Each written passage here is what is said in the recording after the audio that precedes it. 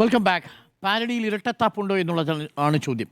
പാരഡിയിൽ കേസെടുത്തതോടുകൂടി ഇരട്ടത്താപ്പുണ്ട് എന്ന് തന്നെയാണ് എൻ്റെയും ടേക്ക്. പാരഡിയിലെ വരികളെ ഞാൻ പൂർണ്ണമായിട്ടും എൻഡോഴ്സ് ചെയ്യുന്നില്ല, അതിന് മറ്റൊരു കാരണമുണ്ട്. പക്ഷേ എങ്കിൽ പോലും ഇതിപ്പോൾ കളിച്ചുകൊണ്ടിരിക്കുന്നത് ഒരു തീക്കളിയാണ് എന്ന് തന്നെയാണ് എൻ്റെ പക്ഷം. കേരളത്തിൻ്റെ സാമൂഹികാവസ്ഥ ഒരുപാട് മാറി.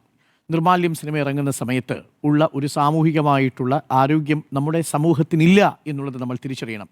ഒരു അമ്പലം കത്തി നശിച്ചാൽ അത്രയും നല്ലത് എന്ന് സി കേശവൻ പറയുമ്പോൾ കൈയടിച്ചിരുന്നൊരു സമൂഹവും ആ സി കേശവനെതിരെ ആയുധമെടുക്കാത്ത ഒരു സമൂഹവും അക്കാലത്തുണ്ടായിരുന്നു.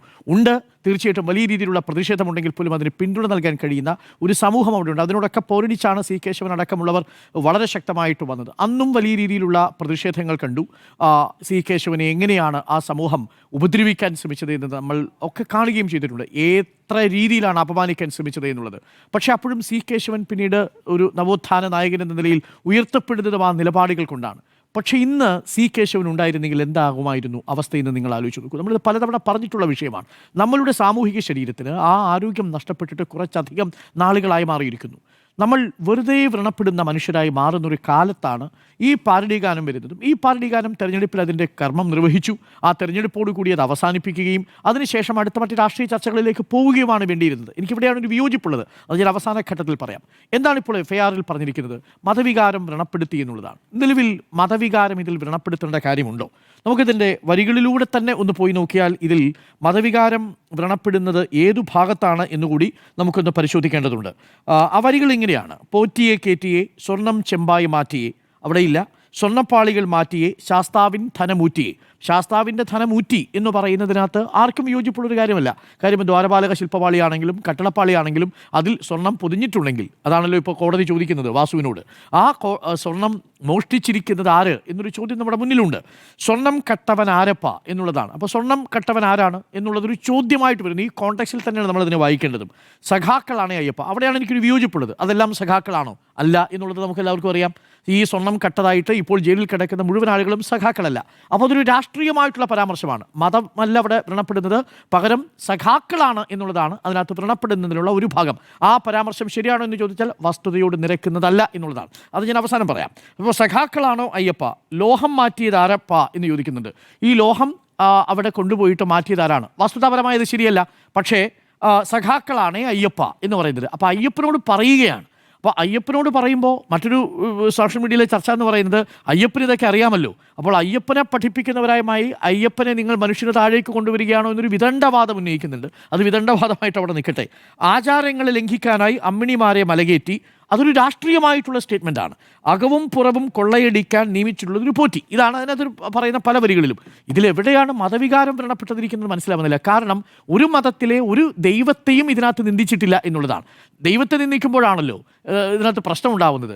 യഥാർത്ഥത്തിൽ മതനിന്ദയാണ്, ദൈവനിന്ദ മതനിന്ദയായിട്ടാണ് പരിണമിക്കുകയും അത് കേസായിട്ട് മാറുകയും ചെയ്യുന്നത്. ഏതെങ്കിലും തരത്തിലൊരു വിശ്വാസിയുടെ ഒരു ദൈവത്തെ ഇതിനകത്ത് കളിയാക്കിയതായിട്ടല്ല, പകരം ആ ദൈവത്തിൻ്റെ ആഭരണം എടുത്തുകൊണ്ടുപോയ ഒരു രാഷ്ട്രീയ സമൂഹത്തെയാണ് ഇതിൽ പരാമർശിച്ചിരിക്കുന്നത് എന്നുള്ളത് കൊണ്ടാണ്. അതുകൊണ്ട് ഇതിനകത്ത് വ്രണപ്പെട്ടിട്ടുണ്ടെങ്കിൽ അത് മതവികാരമല്ല, അത് രാഷ്ട്രീയ വികാരത്തിൻ്റെ വ്രണപ്പെടലാണ്. ഇതാണ് എൻ്റെ ആദ്യത്തെ ടേക്ക്. നമ്മൾ ഇതിലൂടെ കടന്നു പോകുമ്പോൾ പക്ഷേ ഇതിലുള്ള അപകടം, നേരത്തെ ജിമ്മി പറഞ്ഞതുപോലെ, നമ്മളിതിൻ്റെ കണ്ടന്റ് അല്ല ചർച്ച ചെയ്യുന്നത്, പകരം എന്താണ്, ഇത് എഴുതിയ ആളിലേക്ക് ശ്രദ്ധ തിരിയുന്നു എന്നുള്ളതാണ് ഇതിലെ ഒരു അപകടകരമായ കാര്യം.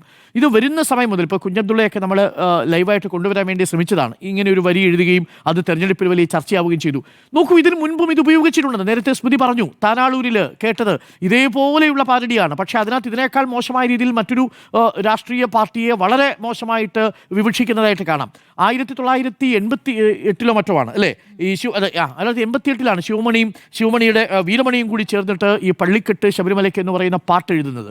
അന്ന് മുതൽ ആ പാട്ട് സൂപ്പർ ഹിറ്റാണ്. എല്ലാ ഈ മണ്ഡലകാലത്തും ഞങ്ങളുടെയൊക്കെ ക്ഷേത്രങ്ങളിൽ ഈ പാട്ട് കേട്ടിട്ടാണ് പോകുന്നതും രാവിലെ എഴുന്നേൽക്കുന്ന സമയത്തും ഒക്കെ ഈ പാട്ട് 7 മണി 8 മണി സമയത്തൊക്കെ ഈ പാട്ട് ഇങ്ങനെ കേൾക്കാം. വൈകുന്നേരം ദീപാരാധന കഴിഞ്ഞാൽ ഭജനയ്ക്ക് പാടാൻ വരുന്ന ആളുകൾ മിക്കവാറും പാടുന്ന പാട്ടാണ്. ഞാനൊക്കെ എൻ്റെ കുട്ടിക്കാലത്ത് ഈ പാട്ട് പാടുകയും ആ പാട്ടിൻ്റെ ഈ സദസ്സിലിരിക്കുകയൊക്കെ ചെയ്തിട്ടുള്ള ആളാണ്. അപ്പോൾ അത് തരുന്നൊരു നിർവൃതിയുണ്ട്. ആ നിർവൃതി ചെറിയ കാര്യമേ അല്ല. അതുകൊണ്ട് നമ്മുടെയൊക്കെ മനസ്സിൽ ഇടം പിടിച്ചു പോയ ഒന്നാണ്. അതുപോലെയാണ് ഹരിവരാസനം. ഹരിവരാസനത്തിൻ്റെ പേരിൽ ഒരു പാരഡി ഇറങ്ങിയാൽ വ്യക്തിപരമായി ഞാനിതിനെ ആ ഈണത്തിനോട് ഒരു പാരഡി വരുന്നതിനോട് ഇഷ്ടപ്പെടാത്ത ഒരാളാണ് ഞാൻ. പക്ഷേ എനിക്കിഷ്ടമല്ല എന്നുള്ളത് കൊണ്ട് അങ്ങനെ ഒരു ഈണത്തിൽ അങ്ങനെ ഒരാൾക്ക് കവിത എഴുതാനുള്ളൊരു അവകാശം ഇല്ല എന്ന് ഞാൻ ധരിക്കുന്നതേയില്ല. അതാണല്ലോ നമ്മൾ യഥാർത്ഥത്തിൽ മതസ്വാതന്ത്ര്യം എന്ന് പറയുന്നതും അത് തന്നെയാണ്. നിങ്ങൾക്കൊരു മതമാകാം എന്നുള്ളതിനെ ഞാൻ ബഹുമാനിക്കുന്നു. പക്ഷേ ആ മതത്തിൻ്റെ ആശയങ്ങളുമായി ഞാൻ പൊരുത്തപ്പെടണം എന്നുള്ളത് എൻ്റെ വിഷയമാണ്.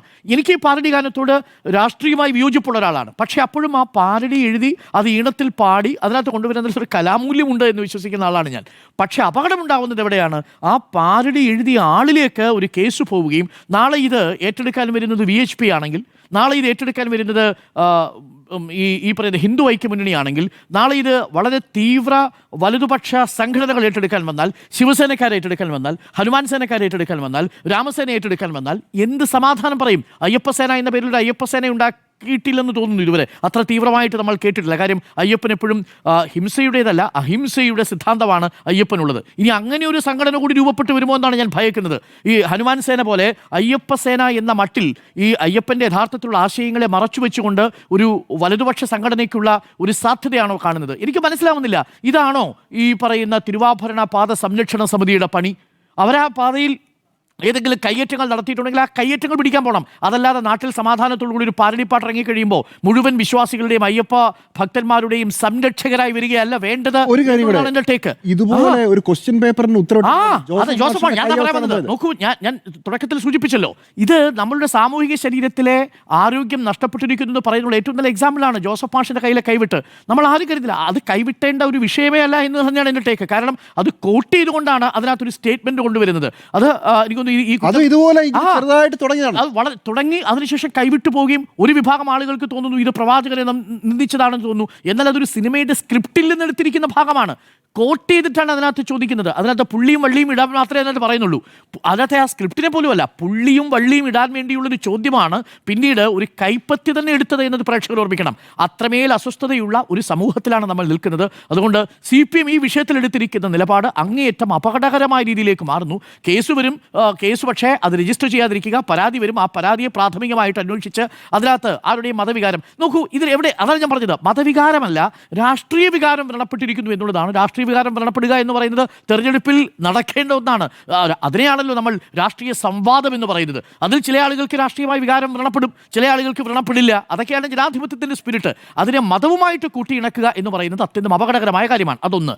രണ്ടാമത്തത്, ഇതിനകത്ത് ജനപ്രാതിനിധ്യ നിയമപ്രകാരവും ഇത് തെറ്റാണെന്ന് പറയുന്നുണ്ട്. അതെങ്ങനെ ശരിയാവുക? ഞാൻ 123യും 125 എടുത്ത് നോക്കുമായിരുന്നു. 123ലും 125ലും ഇത് കറപ്റ്റ് പ്രാക്ടീസസിൽ 125ലോ 123 പ്രകാരം ഈ ഏതെങ്കിലും ഒരു വോട്ടർ മതപരമായ മതത്തിന്റെ പേരിൽ വോട്ട് പിടിക്കുന്നു. ഇത് മതത്തിന്റെ പേരിലല്ല വോട്ട് പിടിക്കാൻ പോകുന്നത്. ഇപ്പോൾ ഒരു ഹിന്ദുവായ വോട്ടർ അയാൾ മറ്റൊരു വീട്ടിൽ പോയിട്ട് പറയുന്നുണ്ടാവും, സ്വർണ്ണക്കൊള്ള നടത്തിയവരെ ഒന്നും നിങ്ങൾ ഈ തെരഞ്ഞെടുപ്പിലേക്ക് കൊണ്ടുപോകില്ലല്ലോ അല്ലേ, വോട്ട് കൊടുക്കില്ലല്ലേ എന്ന് പറയുമ്പോൾ അത് മതപരമായിട്ടുള്ളതല്ല, അതൊരു കറപ്റ്റ് പ്രാക്ടീസസ് എന്ന് പറയുന്ന ഒന്നിനെ അവിടെ സൂചിപ്പിക്കുകയാണ് ചെയ്യുന്നത്. അത് സ്വാഭാവികമായും രാഷ്ട്രീയമായിട്ടാണ് പ്രതിരോധിക്കേണ്ടത്. അപ്പോൾ നിങ്ങൾ വന്ന് പറയേണ്ടത് എന്താണ്? ഇതേപോലെ കേസെടുത്തുകൊണ്ടല്ല. അവിടെയാണ് ഞാൻ ഈ രണ്ടാമത്തെ ഭാഗത്തിലേക്ക് വരുന്നത്. പറഞ്ഞിരിക്കുന്നത് മുഴുവൻ വസ്തുതാപരമായ പരമാബദ്ധമാണ് എന്നുള്ളതാണ് എൻ്റെ ടേക്ക്. കാര്യം ഇതിൽ സ്വർണം കട്ടത് ആരപ്പ എന്ന് ചോദിച്ചാൽ സഖാക്കളാണ് അയ്യപ്പ എന്ന് പറയുന്നത് എന്ത് വസ്തുതയുടെ അടിസ്ഥാനത്തിലാണ്? ഞാൻ എടുത്ത് നോക്കുമായിരുന്നു. ഇതിനകത്ത് ഇപ്പോൾ കേസിൽ ജയിലിൽ കിടക്കുന്ന രണ്ടുപേര്, അതിൽ രണ്ടുപേര് CPMന്റെ മുതിർന്ന നേതാക്കളാണ് എന്നത് ഞാൻ വിസ്മരിക്കുന്നില്ല. പക്ഷേ അതോടൊപ്പം ബാക്കി കിടക്കുന്ന രണ്ടുപേര് കോൺഗ്രസ് സംഘടനയുമായി ബന്ധമുള്ളവരും, അഥവാ ഫെഡറേഷൻ എന്ന് പറയുന്ന തിരുവിതാംകൂർ ദേവസ്വം ബോർഡിൻ്റെ എംപ്ലോയീസ് ഫെഡറേഷനുമായി ബന്ധപ്പെട്ട് പ്രവർത്തിക്കുന്ന രണ്ടുപേരുണ്ട്. ഞാൻ ആ സംഘടനയുടെ പേര് പറയാം. അതിലൊന്ന് ദേവസ്വം എംപ്ലോയീസ് ഫ്രണ്ട് എന്ന സംഘടന, അത് കോൺഗ്രസ് അനുകൂല സംഘടനയാണ്. ഇപ്പോൾ ജയശ്രീ എന്ന് പറയുന്നത്, ഇതിൽ ഉണ്ണികൃഷ്ണൻ പോറ്റിയുടെ കയ്യിൽ ഈ ദ്വാരപാലക ശില്പപാളി കൊടുത്തുവിടാമെന്ന് മിനിറ്റ്സ് എഴുതിയ സെക്രട്ടറി, ആ സെക്രട്ടറിയാണ് ജയശ്രീ. ആ ജയശ്രീ കോൺഗ്രസ് അനുകൂല ദേവസ്വം എംപ്ലോയീസ് ഫ്രണ്ടിൻ്റെ ജീവനക്കാരിയാണ്, നേതാവ് കൂടിയാണ്. അപ്പോൾ സഖാക്കളാണോ അയ്യപ്പ എന്ന് ചോദിച്ചു കഴിഞ്ഞാൽ ഇത് സഖാവാണോ ഈ ജയശ്രീ? അത് വസ്തുതാപരമായി ശരിയല്ലോ. രണ്ടാമത്തെ നിഷേധിച്ചിട്ട് കാര്യമില്ല. ദേവസ്വം ഫ്രണ്ട് എന്ന് പറയുന്നതാണ്. അങ്ങനെയാണെങ്കിൽ തിരിച്ച് നിഷേധിക്കാം. സഖാക്കളും കോൺഗ്രസും ഉണ്ടല്ലോ. അപ്പൊ അവിടെയാണ് രാഷ്ട്രീയ വിയോജിപ്പ്. അത് തിരിച്ചു വരുമ്പോൾ അങ്ങനെ വരുമല്ലോ. അതാണ് ഞാൻ പറഞ്ഞത്, ഇതിനകത്ത് രാഷ്ട്രീയ വിയോജിപ്പാണ്. വസ്തുതാപരമായി നമ്മൾ അങ്ങനെയല്ലേ ഖണ്ഡിക്കേണ്ടത്. ഇത് സഖാക്കൾ മാത്രമല്ല, അതിനകത്ത് ജയശ്രീ ഉൾപ്പെട്ടിട്ടുണ്ട്, അതിനകത്ത് KS Baiju Devaswom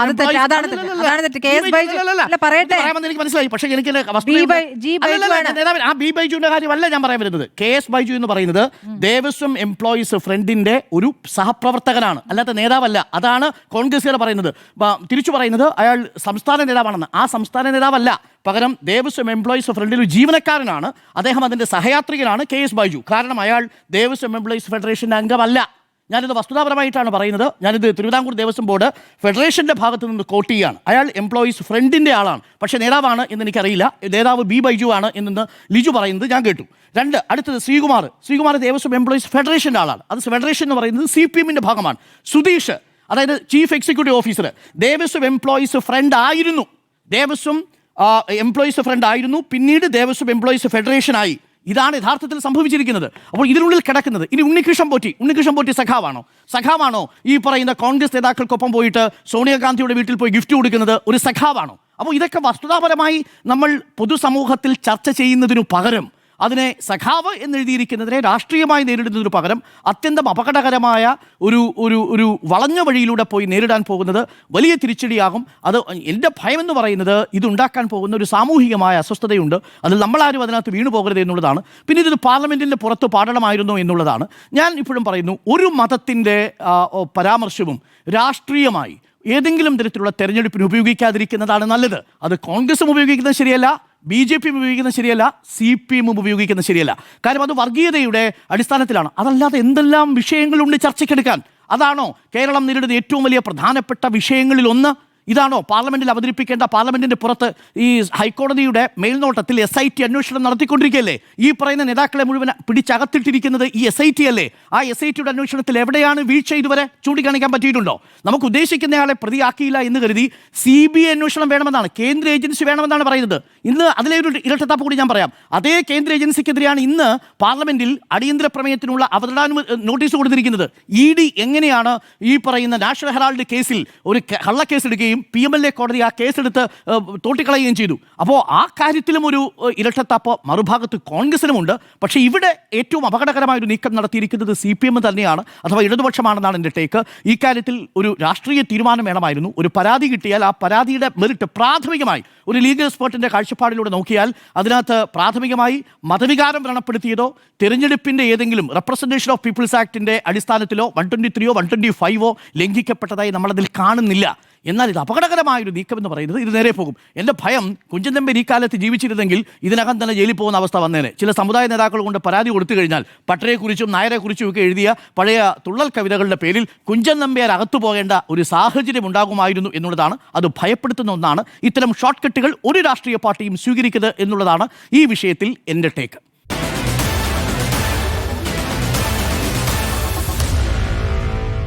Meet the editors.